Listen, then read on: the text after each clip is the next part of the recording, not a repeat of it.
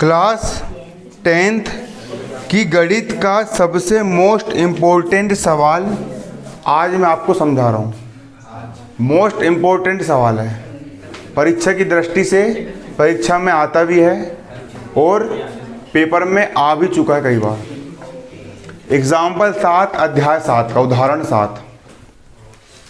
यहाँ पर आपको क्या दिया है?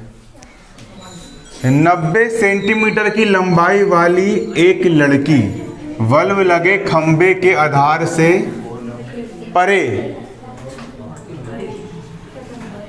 1.2 मीटर प्रति सेकंड की चाल से चल रही है। यदि बल्ब भूमि से 3.6 मीटर ऊंचाई पर है तो 4 सेकंड बाद उसकी छाया ज्ञात करो। जैसे कि ये हो गया आपका बल्ब लगा एक खंबा, ये हो गया आपका बल्ब लगा एक हो गया खंबा। यहाँ पर एक खंबा और ऊपर बल्ब लगा है। देखिए रोड में लगे होते हैं, लगे होते हैं। अब बल्ब इधर है, बल्ब यहाँ पर लगा हुआ है और ये लड़की है। कल्पना करो कि यहाँ पर ये लड़की है, हो गई लड़की। अब जो खंबा लगा है और लड़की इधर जा रही है। दिमाग में चित्र बनना चाहिए, है ना। साइंस के स्टूडेंट हो, दिमाग में चित्र कल्पना करते आनी चाहिए। ये खंबा हो गया, देखो यहाँ खंबा है, छोड़ दी लटका है यहाँ पर खंबा, दिख रहा है सबको। चलो ये खंबा हो गया, ये लड़की हो गई, ये लड़की छोड़ दिया मैंने, है ना। और ये ज़मीन हो गई।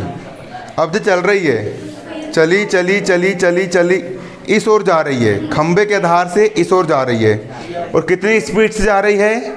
1.2 मीटर प्रति सेकंड। मतलब 1 सेकंड में 1 मीटर की दूरी तय कर रही है। 1 सेकंड हुआ 1 मीटर चल गई, 2 सेकंड हुआ 2 मीटर, 3 सेकंड में, है ना, 1.2 मीटर प्रति सेकंड की स्पीड से चल रही है। चली चली चली चली चली चली चली। लाइट यहाँ पे लगा है और लड़की यहाँ पर खड़ी है। लाइट यहाँ पर लगा है, लड़की यहाँ पर खड़ी है, तो उसकी छाया नीचे बनेगी, परछाई कहाँ बनेगी? और जैसे जैसे वो खंबे से दूर जाते जाएगी, जैसे जैसे लड़की खंबे से दूर जाते जाएगी, उसकी परछाई छोटी होती जाएगी। क्योंकि ऊपर लाइट लगा है, ये लड़की खड़ी है, इसकी परछाई इधर पड़ रही है। वो और आगे गई, परछाई और छोटी, और आगे गई, परछाई और छोटी। तो जब लड़की खंबे के पास से 4 सेकंड चल जाएगी, 4 सेकंड में वो यहाँ तक आ गई, तो 4 सेकंड के बाद उस लड़की की परछाई कितनी लंबी होगी, ये बताओ। ये पूछा है सवाल। प्रैक्टिकल तो फिर एक मूर्ख भी बता सकता है, लेकिन बिना प्रैक्टिकल करे खाली दिमाग लगा करके सवाल करके कैसे आंसर लावे? यही तो गणित है, यही गणित है ना। ये नहीं, देखो यहाँ पर क्या माने, ए भी एक खंबा हो गया, हो गया ए भी एक खंबा। अब लड़की यहाँ से चलना शुरू करी, चली चली, 4 सेकंड में माना कि यहाँ पर पहुँच गई। वो पहुँच गई। यहाँ से लाइट इसकी ये मुंडी पर पड़ा, ये लड़की खड़ी है, तो यहाँ से लेकर के इसकी परछाई ये बनी लड़की की। ये लड़की है, लड़की की परछाई ये बनी, छाया ये बनी। अपन ने ये मान लिए। आ रहा समझ में? देखो 90 सेंटीमीटर की लंबाई वाली लड़की, लड़की की लंबाई कितनी है? 90 सेंटीमीटर। बल्ब लगे खंबे के आधार से परे, बल्ब लगे खंबे के आधार से परे मतलब दूर, कितने की चाल से जा रही है? 1.2 मीटर प्रति सेकेंड। मतलब 1 सेकेंड में 1.2 मीटर की स्पीड। 1 सेकेंड में कितना चली? 1.2 मीटर की स्पीड से वो जा रही है। यदि बल्ब भूमि से 3.6 ऊंचाई पर है, जो बल्ब जो लगा है, ये बल्ब जमीन से कितनी ऊपर है? 3.6 मीटर ऊपर है। कितने ऊपर है? 3.6 मीटर ऊपर है। लंबाई कितनी है? 3.6 मीटर ऊपर है। तो 4 सेकेंड बाद लड़की की परछाई कितनी लंबी होगी, ये बताना है। देखो अब बारीकी से समझो। माना ए बी बल्ब लगे खंबे को दर्शा रहा है। अपन ने मान ली कि जो ए बी है ना, ए बी बल्ब लगा हुआ खंबे को दर्शा रहा है। ए बी किसको दर्शा रहा है? बल्ब लगे हुए खंबे को दर्शा रहा है। तथा CD लड़की द्वारा खंबे के आधार से परे 4 सेकंड चलने के बाद उसकी स्थिति को प्रकट कर रही है। जब लड़की इस खंबे से 4 सेकंड चल गई, 1 सेकंड में यहाँ पहुंची, 2 सेकंड, 3 सेकंड, 4 सेकंड, 4 सेकंड बाद लड़की की स्थिति यहाँ पर होगी, खंबे से इतनी दूरी पर है। CD क्या कर रही है? CD 4 सेकंड चलने के बाद लड़की की स्थिति को प्रकट कर रही है ना। CD 4 सेकंड चलने के बाद लड़की की स्थिति को प्रकट करती है। लड़की यहाँ पर खड़ी है, यहाँ पर लाइट है, इसकी परछाई ये बनी। DE क्या है? माना DE लड़की की छाया है। माना DE क्या है? लड़की की छाया की लंबाई है। जो चित्र में दिया है वो यहाँ पर लिख रहा है, रटने की जरूरत नहीं है, चित्र में देखते जाओ, लिखते जाओ। DE क्या है? DE लड़की की छाया की लंबाई है ना, ये लिख दिए। DE लड़की की छाया की लंबाई है। हमको लड़की की छाया ज्ञात करना है, और गणित में जो ज्ञात करना तो उसको अपन क्या मानते हैं? x मानते हैं। क्या मानते हैं? x। तो मान लिए हमने कि लड़की की छाया की लंबाई DE, लड़की की छाया की लंबाई DE कितनी है? x मीटर है। कितनी है? एक चॉकलेट 10 रुपए की आती है, तो 4 चॉकलेट कितने की आएगी? 40 की आएगी। चलो आती मतलब गणित थोड़ी बहुत है ना। अब 1 सेकंड में कोई लड़की 1.2 मीटर चली, तो 4 सेकंड में कितना चलेगी? जब 1 सेकंड में 1.2 चली, तो 4 सेकंड में आप 4 का गुणा कर दोगे, 4 का गुणा कर दोगे। जब 1 सेकंड में लड़की 1.2 मीटर चल रही है, तो 4 सेकंड में कितना चलेगी? देखो 4 सेकंड में लड़की यहां से यहां तक पहुंची, मतलब जहां से लेकर यहां तक की लंबाई, BD की लंबाई 4 सेकंड में चली गई दूरी के बराबर होगी। पहले लड़की यहाँ थी, 4 सेकंड बाद यहाँ पहुंची, है ना। तो 4 सेकंड में लड़की के द्वारा तय की गई दूरी कितनी है? BD है। तो BD जो होगी, BD वो 4 सेकंड में लड़की के द्वारा तय की गई दूरी होगी।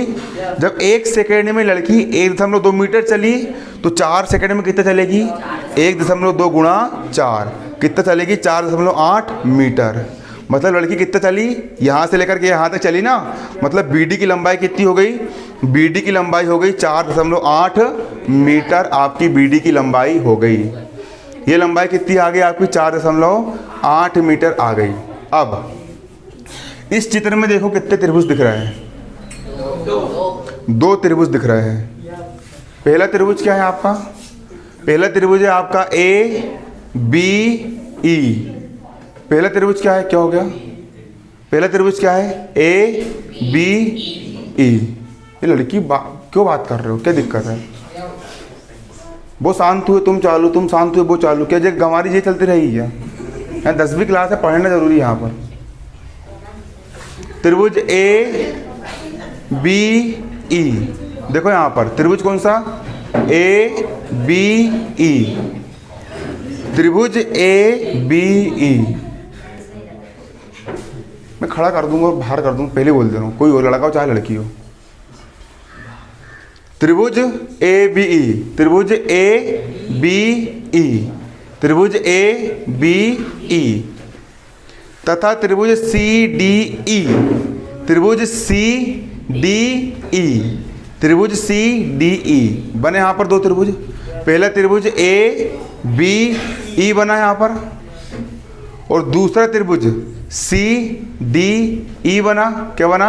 CDE बना 2 त्रिभुज। अब देखो त्रिभुज ABE में और त्रिभुज CDE में गौर से देखो, कोण B भी 90 अंश का होगा, क्योंकि खंबा जो होता है वो जमीन से बिल्कुल सीधे खड़ा होता है। मतलब खंबा जो होता है वो जमीन पर लंब होता है, और कोई रेखा किसी रेखा पर लंब है, मतलब कितने अंश का कोण बनेगा? 90 अंश का। तो कोण B का मान भी कितना होगा? 90 अंश का। और लड़की भी सीधी जमीन से खड़ी है, तो पैर और जमीन के बीच कोण भी 90 अंश होगा। तो मतलब कोण D, ये वाला कोण भी कितने का होगा? 90 का होगा। तो कोण B और कोण D, कौन कौन से कोण? कोण B और कोण D दोनों कैसे होंगे? बराबर। कोण बी और कोण डी दोनों कैसे होंगे? बराबर। और कितने कितने अंश के होंगे? 90-90 अंश के होंगे। कोण बी और कोण डी दोनों बराबर होंगे और प्रत्येक कितने अंश का होगा? 90 अंश का होगा। क्यों होगा? चूंकि ए बी बी ई पर लंब है, ये चिन्ह होता है। ये एक रेखा एक रेखा पर खड़ी है, लंब का चिन्ह होता है। ए बी बी ई पर क्या है? लंब है। और सी डी जो है वो डी ई पर क्या है? लंब है ना। दिमाग लगाओ, यही है, जितना लगाओगे उतना दिमाग बढ़ेगा। कसरत करते, जितनी कसरत करोगे उतने बलवान बनोगे। उसी प्रकार जितना यहाँ दिमाग लगाओगे उतने दिमाग बढ़ेगा। आज कम समझ में आ रहा है, कल को इतना पावरफुल हो जाएगा दिमाग, बिना समझे हल कर लोगे। फोकस्ड होना। अब त्रिभुज ए बी सी के लिए, ए बी ई के लिए भी एक कोण ई है। कोण ई वो दोनों के लिए काम कर रहा है। इस बड़े वाले त्रिभुज में भी ये कोण ई काम कर रहा है और छोटे वाले त्रिभुज में भी कोण ई काम कर रहा है। अगर कोण ई का मान 30 है तो इस त्रिभुज के लिए भी इसका मान 30 ही रहेगा और इस त्रिभुज के लिए भी इसका मान कितना रहेगा? 30। मतलब इस त्रिभुज के लिए कोण ई का मान और इस त्रिभुज के लिए कोण ई का मान बराबर होगा। होगा बराबर, क्योंकि समान कोण है। अब एक नियम होता है सर्वांग समता का। यदि एक त्रिभुज, समरूपता का नियम होता है, यदि एक त्रिभुज के दो कोण, ये पहला कोण ये दूसरा कोण है। इस छोटे त्रिभुज को मत देखो, अभी बड़े को देखो। यदि एक त्रिभुज के दो कोण दूसरे त्रिभुज के दो कोण के बराबर हो, इस त्रिभुज का ये भी 90 का, इस त्रिभुज का ये भी 90 का, इस त्रिभुज में ये भी ई, इस त्रिभुज में ये भी ई। यदि एक त्रिभुज के दो कोण दूसरे त्रिभुज के दो कोण के बराबर हो तो दोनों त्रिभुज कैसे होते हैं? समरूप होते हैं। दो कोण बराबर है, एंगल एंगल, कोण कोण, दो कोण, पहला कोण दूसरा कोण, पहला कोण दूसरा कोण है बराबर, तो दोनों त्रिभुज कैसे होंगे? समरूप। मतलब त्रिभुज ए बी ई और त्रिभुज सी डी ई दोनों त्रिभुज कैसे होंगे? समरूप। मतलब बड़ा वाला त्रिभुज और छोटे वाला त्रिभुज एक ही जैसा है, डिक्टो एक जैसा है, बस आकार में बस अंतर है कि जो बड़ा है और एक कैसा है? छोटा है। बाकी सब इसमें बराबर है। क्लियर? मतलब कि त्रिभुज ए बी ई और त्रिभुज सी डी ई दोनों कैसे? समरूप। ये समरूपता का चिन्ह होता है। और जब दो त्रिभुज समरूप होते हैं तो क्या होता है? लिखवाया था नियम, क्या होता है? जब दो त्रिभुज समरूप होते हैं तो क्या होता है? क्या होता है? जब दो त्रिभुज समरूप होते हैं तो उनके संगत कोण बराबर होते हैं। संगत कोण कैसे होते हैं? बराबर होते हैं। जब दो त्रिभुज समरूप होते हैं तो उनके संगत कोण कैसे होते हैं? बराबर होते हैं। और संगत भुजाएं समानुपात में होती है। संगत भुजाएं कैसी होती है? समानुपात में होती है। कब होता है ऐसा? जब दो त्रिभुज समरूप हो। बड़ा वाला त्रिभुज छोटे वाले त्रिभुज के समरूप है तो इसकी संगत भुजा कैसी होगी? समान अनुपात में होगी। मतलब बड़े वाले त्रिभुज की भुजा BE, बड़े वाले त्रिभुज का आधार BE, छोटे वाले त्रिभुज के आधार DE का अनुपात। बड़े वाले त्रिभुज का आधार BE और छोटे वाले त्रिभुज का आधार DE और दोनों का अनुपात।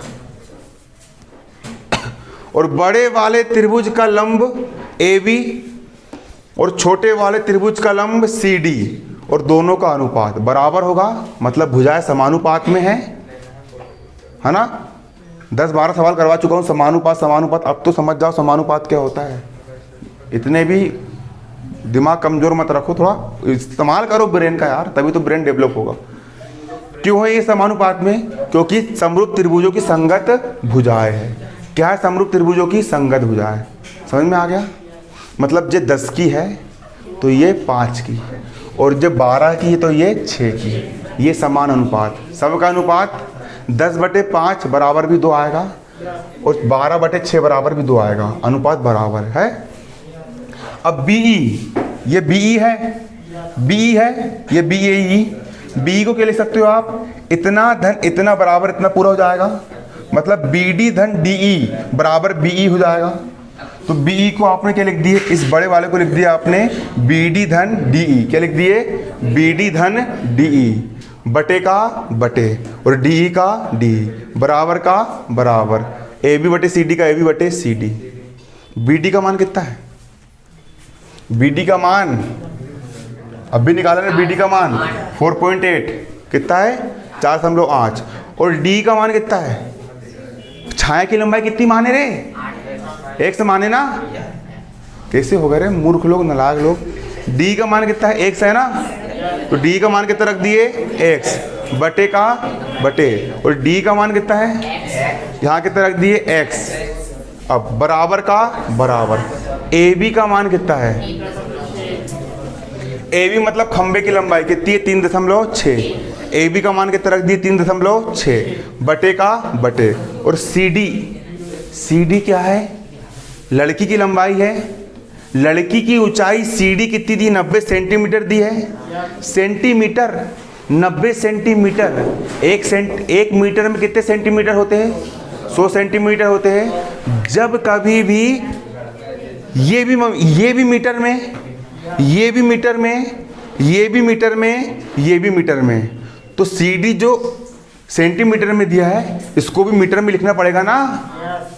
जब सब मात्रक मीटर में है तो इसको भी मीटर में करना पड़ेगा। तो देखो 90 सेंटीमीटर है, हमेशा सेंटीमीटर को मीटर में चेंज करने के लिए 100 से भाग दे दो, क्योंकि एक मीटर में 100 सेंटीमीटर होते हैं, है ना। छोटे मात्रक को बड़े मात्रक में चेंज करने के लिए भाग देते हैं। सेंटीमीटर को मीटर में चेंज करने के लिए 100 का अपन ने क्या कर दिए, भाग दे दिए। 90 का हो गया 90 सेंटीमीटर मीटर में चेंज हुआ 100 से भाग, एक जीरो से एक जीरो कट गया। नीचे कितने जीरो है, एक जीरो है, मतलब एक संख्या के पहले दशमलव लग जाएगा। 9 के पहले लग गया दशमलव और यहाँ पर कुछ नहीं तो जीरो मान लिए। तो 90 सेंटीमीटर को 0.9 मीटर लिख सकते हैं। तो सी डी की लंबाई 90 सेंटीमीटर थी, सेंटीमीटर को मीटर में चेंज कर ली, कितनी आ गई आपकी 0.9 मीटर। कितनी आ गई 0.9 मीटर आ गया। यहाँ पर भी एक संख्या के पहले दशमलव, एक संख्या के पहले दशमलव निरस्त हो गया। 9 एक कम 9, 9 चौ 36, ये जैसे का वैसा, ऊपर बचा 4 बटे में आपका 1। अब तिर्यक गुणा कर देंगे, इसका गुणा इससे, इसका गुणा इससे, 4 इंटू एक्स, यहाँ पर हो गया 4x बराबर का बराबर। इसका मल्टीप्लाई इससे करेंगे, ये जैसे का वैसा। बराबर किस तरफ x धन का है, इस तरफ आके x का हो जाएगा ऋण का। बराबर 4.8, 4 x में से 1 x गया, कितने x बचे 3 x बचे, बराबर 4.8 का 4.8। 3 इस तरफ बूढ़े में है, अगली स्टेप में बटे में आ गया। 3 एक कम 4 में से 3 का कितना बचा 1, 3 छिंग 18। एक संख्या के पहले दशमलव, एक संख्या के पहले दशमलव मीटर। x क्या है, x क्या माने आपने, x लड़की की छाया की लंबाई माने। तो लड़की की परछाई कितनी लंबी बनेगी, 1.6 मीटर लंबी बनेगी। लड़की की परछाई डी, 4 सेकंड चलने के बाद लड़की की छाया की लंबाई कितनी होगी, 1.6 मीटर बन करके आएगी।